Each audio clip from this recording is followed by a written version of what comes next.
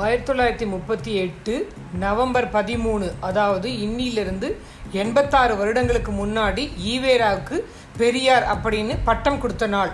அன்றைய தினம் பெண்களுக்கான பிரம்மாண்டமான மாநாடு நடந்தது. அந்த மாநாட்டில் வச்சு தான் பெரியார் அப்படிங்கிற பட்டத்தை வழங்கினார் மீனாம்பாள் சிவராஜ்.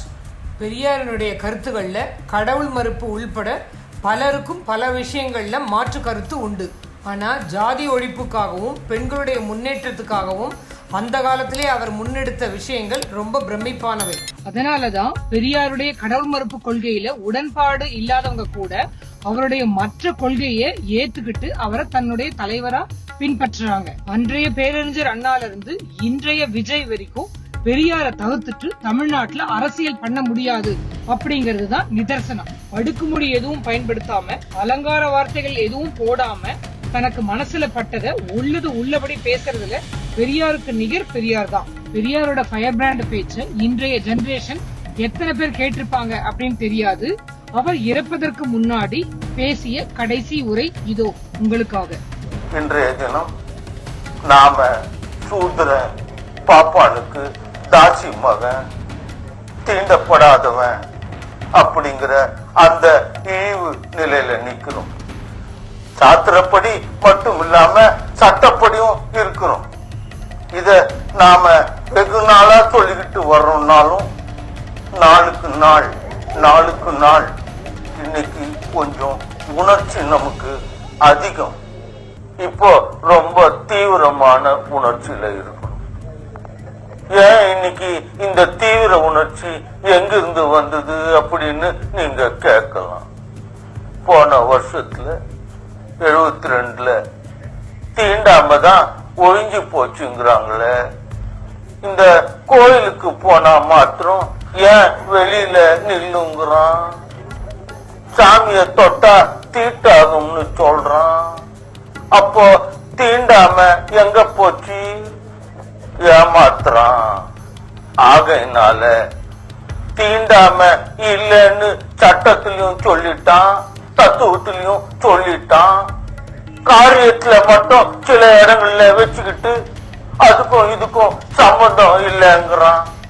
அநியாயமால இருக்குது அப்படின்னு அந்த கோயிலையும் தீண்டாம இருக்க கூடாதுன்னு ஆரம்பிச்சு ஆளுங்களை சேர்த்தேன். கர்ப்ப கிரகத்துக்குள்ள போக போறோம், அந்த கோயில்ல சாமி இருக்கிற வீட்டுக்குள்ள போவோம், கஷ்டம் ஏதாவது வந்தா வரும், யார் யார் வர்றீங்கன்னு நிறைய ஒரு 1000-2000 பேர் கூட்டாங்க. ஒரு நாள் ஏற்பாடு பண்ணணும், போறோம்னு ஆரம்பிச்சோம். என்ன சொல்லியும் நம்ம கலைஞர் முதல்வர் டாக்டர் அவர் சொன்னாரு, சொல்லி அனுப்பிச்சாரு. எதுக்கு இந்த வேலைக்கு இவர் போறாரு? இது ஒரு பெரிய கலவரம் மட்டும் ஆகி போகுமே, நானே சட்டம் பண்ணி போடுறேன், தாராளமா போயிடலாம், 2ஆம் பேருக்கு தெரியாம, இல்லைன்னா இப்படி போகணும் அப்படின்னு. சரி, அவர் சொன்ன உண்மையை ஒத்துக்கிட்டு 15 நாள் ஒத்தி போட்டேன். கலவரம் இல்லாம நடக்காது. இப்போ ஒரு கோயிலுக்கு போனாச்சுன்னா அப்புறம் இன்னொரு கோயிலுக்குன்னு வரும், அதனால சட்டத்திலேயே செஞ்சிடுவோம்னாரு. சரின்னு ஒத்துக்கிட்டேன். அதே மாதிரி அவரு ஒரு 2 நாள்ல ஏறக்குறைய சட்டமே பண்ணி போட்டார்.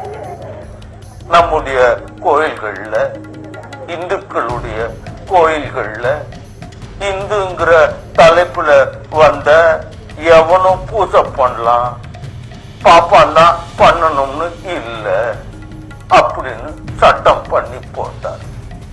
அப்புறம் பூஜை பண்ணலாம்னா இப்போ நீங்க போறதுல என்ன ஆட்சேபம் இருக்க போகுது அப்படின்னு. சுதந்திரம் வந்த உடனே இந்த சுதந்திர நாட்டுல கடவுளுக்கு, மதத்துக்கு, மத சம்பிரதாயத்துக்கு இடம் இல்லை. இந்தியா சுதந்திரம் வந்த நாள் தொட்டு செக்குலர் ஸ்டேட்னா கடவுள் மத சம்பிரதாயம் எல்லாம் கிடையாது, அதன்படிதான் நடக்கணும். இன்னைக்கும் காந்தி சொன்ன சட்டமெல்லாம் இருக்குது. ஆனா தீர்ப்பு எழுத கடவுள், மத சம்பிரதாயங்க, அதுவும் இன்னும் மலிஞ்சு போன சாஸ்திரங்க 10,000 20,000 லட்சம் 50 லட்சம் வருஷத்துக்கு முன்னால இருந்து உண்டாக்குன சாதனங்கள் இருந்து சொல்றதுன்னு அப்படி. அவ்வளவு காலத்துக்கு சாதனம் ஒண்ணு இல்ல, இருக்க முடியாது. இப்போ 2-3,000 வருஷத்துக்குள்ள உண்டாக்குனத அந்த வருஷம் போட்டுக்கிட்டான், அத அமுல்ல கொண்டாந்துக்கிட்டான். இப்போ தீர்ப்பே வந்துட்டு. என்ன தீர்ப்பு சொன்னாங்களே, நானும் சொன்னேன். பாப்பான் பிராமணன், மத்தவங்க எல்லாம் சூத்திரன். பாப்பான்னா கடவுளுக்கு சமானம், சூத்திரன்னா அவன் பொண்டாட்டி எல்லாம். இதுதான் இன்னைக்கு தீர்ப்பே ஆகி போச்சு. இதுதான் ஐயா நாம இப்போ இருக்க ரொம்ப மோசமா போகுது. உலகம் எல்லாம் முன்னேற்றம் அடையுது, நம்ம நாடு சுத்த பட்டிக்கடா அக்காரியா போகுது.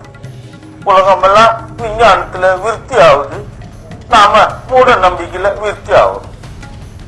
யாருமே கவனிக்க மாட்டாங்கிறாங்களே. ஏதாவது ஒரு காரியம் பார்த்து விட்டுடணும். என்ன பார்க்கணும்?